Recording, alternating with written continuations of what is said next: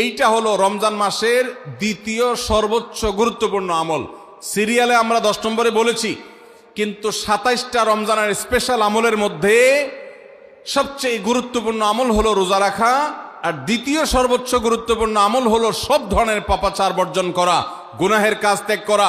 যদি কেউ রমজানে রোজা রাখে আবার চোখ দিয়ে হারাম জিনিস মোবাইলে দেখে, স্ক্রিনে দেখে, পত্রিকার পাতায় দেখে, অফলাইনে দেখে, পরনারীর দিকে তাকায় থাকে, সে যদি কান দিয়া হারাম জিনিস শুনে, গান বাদ্য এই সমস্ত কিছু সে যদি উপভোগ করে, তাহলে তার এই রোজা আর উপোস থাকার মধ্যে কোনো পার্থক্য।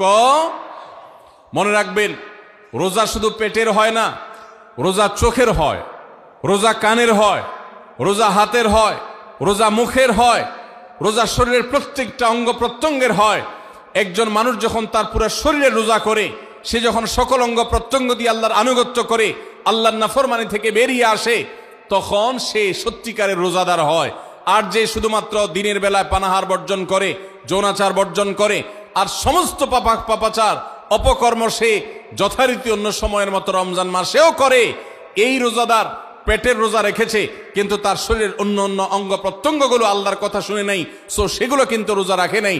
এই রোজা আল্লাহর কাছে মাকবুল এবং গ্রহণযোগ্য রোজা হতে পারে না। অতএব আমরা রমজান মাসে সব ধরনের গুনাহের কাজ বর্জন করবো তো ইনশাআল্লাহ। প্রিয় ভাইরা আমার, রোজা কিন্তু আমাদের সাথে কথা বলে। রোজার ভাষা আমরা অনেকে জানি না, কি বলে সেটা অনেকে বুঝি না, কিন্তু রোজা আমাদের সাথে কথা বলে। কি কথা? সিয়াম শব্দের অর্থ, আমরা যেটাকে রোজা বলছি সেটা কোরআনের ভাষায় বলা হয় সিয়াম, হাদিসে বলা হয়েছে সেটাকে সওম বা সিয়াম। এই সওম বা সিয়াম একই শব্দ, এর অর্থ হলো বিরত থাকা। এর অর্থ হলো কি ভাই? বিরত থাকা, ব্রেক দিতে জানা। আল্লাহ রাব্বুল আলামিন রোজার মতো ইবাদত দিয়েছেন আমাদেরকে জীবনে ব্রেক দেওয়ার অভ্যাস গড়ে তোলার জন্য। আমরা যেন ব্রেক দিতে শিখি, আমরা যেন থামতে শিখি, আমরা যেন নিজেদেরকে নিয়ন্ত্রণ করতে শিখি। ইসলামের যে বৈশিষ্ট্য, ইসলামের যে বিউটি, ইসলামের যে সৌন্দর্য, সেটা হলো ইসলাম পৃথিবীর মানুষকে আত্মনিয়ন্ত্রণ করবার কথা বলে। আজ ভোগবাদী পৃথিবীর যেদিকে তাকাবেন, চতুর্দিকে দেখতে পাবেন শুধু ভোগের হাতছানি। দুনিয়াটা মস্ত বড়, খাও দাও আর ফুর্তি করো, শুধুমাত্র ফুর্তি ফুর্তি এবং ফুর্তি, ভোগ এবং ভোগ এবং ভোগ। গোটা পৃথিবী আপনাকে ভোগের কথা বলবে, ত্যাগের কথা বলবে না। ইসলাম আপনাকে ত্যাগের কথা বলে। আপনি ঈদ উদযাপন করবেন, ঈদ উল ফিতর, সেখানে পর্যন্ত ইসলাম বলে আগে গরিবের বাসায় ফিতরা পৌঁছাবে, তারপর তুমি ঈদগাহে যাবে, ঈদের আনন্দ করবে। আপনি কোরবানির ঈদে পশু জবাই করে গোশত খাবেন, উৎসব করবেন, ইসলাম বলে ভালো কথা, তুমি উৎসব করবে, তোমাকে উৎসব করতেই দেওয়া হয়েছে, কিন্তু আগে গরিবের বাসায়ও গোশত পাঠাবে ঈদের, সেটা নিশ্চিত করবে, তার পাশাপাশি তুমি ঈদ উদযাপন করবে। আমরা যে রমজানের রোজা রাখি, এই রোজা আমাদেরকে বিরত থাকার কথা বলে। সেই বিরত থাকাটা কি? সেটা হলো আমরা যখন রোজা রাখি আমাদের পিপাসা হয়, আমাদের ক্ষুধা লাগে, পিপাসা হয়, আবার হাতের সামনে হয়তো পানিও আছে। আমার ক্ষুধা লাগে, হাতের সামনে হয়তো খাবারও আছে, কেউ দেখছেও না, সিসি ক্যামেরাও নেই, বদ্ধ রুমে কক্ষের মধ্যে, কিন্তু আমি রোজাদার। কোন রোজাদার রোজার মধ্যে খায়, পান করে? কেন? কারণ সে জানে আল্লাহ নিষেধ করেছেন।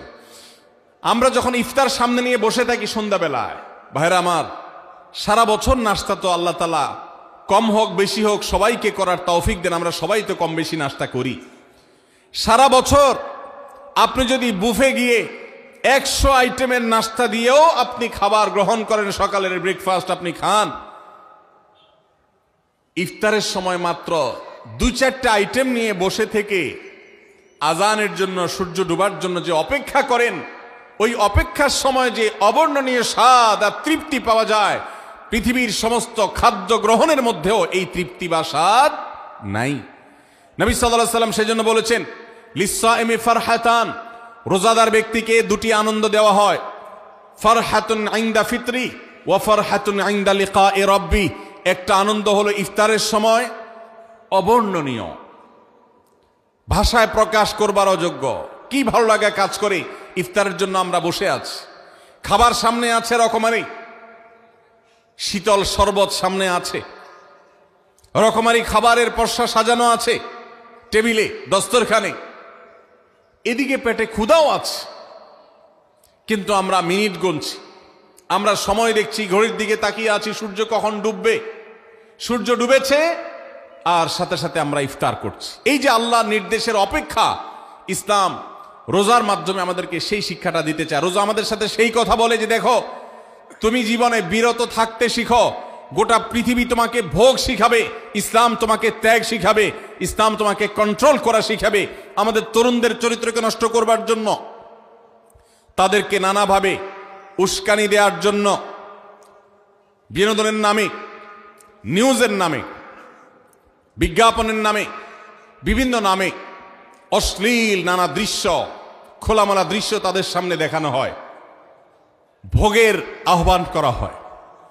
ইসলাম বলে, হে মুসলিম তরুণ, তোমার চোখের এরিয়ার মধ্যে কোনো পরনারী, কোনো সুন্দরী নারী পড়ে গেছে, তুমি আঁচ করতে পেরেছ, সাথে সাথে তোমার দৃষ্টিকে তুমি নিয়ন্ত্রণ করো, অবনত করো। কুল্লিল মুমিনিনা ইয়াগুদ্দু মিন আবসারিহিম ওয়া ইয়াহফাযু ফুরুজাহুম, আল্লাহ বলেছেন হে রাসূল বলে দিন ইমানদার পুরুষদেরকে, তারা যেন তাদের চোখগুলোকে নামিয়ে রাখে, তাদের সম্ভ্রমকে তারা সংরক্ষণ করে। মনে রাখবেন, যা খুশি তা করতে পারা এটা যোগ্যতা নয়। নিজেকে নিয়ন্ত্রণ করলাম, যা খুশি তা করব না, এর নাম হলো যোগ্যতা। ডায়রিয়ার রোগী ডাইরেক্ট হয়ে যায়, যা খুশি যে করে, নিজের মন যেদিকে তাকে নাচায় সেদিকে নাচে, এই লোকটা অসুস্থ মানুষের মতো। আর মুসলিম যুবক, মুসলমান মানুষ, নারী পুরুষ, সে নিজেকে নিয়ন্ত্রণ করে। আল্লাহ এটা হারাম করেছেন, আমার মন চায়, চাইলেই আমি সেটা নিতে পারি, কিন্তু আমি নেব না। আমি একটা জিনিস ধরতে পারি, আল্লাহ হারাম করেছেন, সেজন্য আমি ধরবো না। এই শিক্ষাটা রমজান আমাদেরকে দেয়। অতএব রমজানের সবচেয়ে গুরুত্বপূর্ণ আমল হলো এই 10 নম্বর আমল, সেটা হলো পাপাচার বর্জন করা।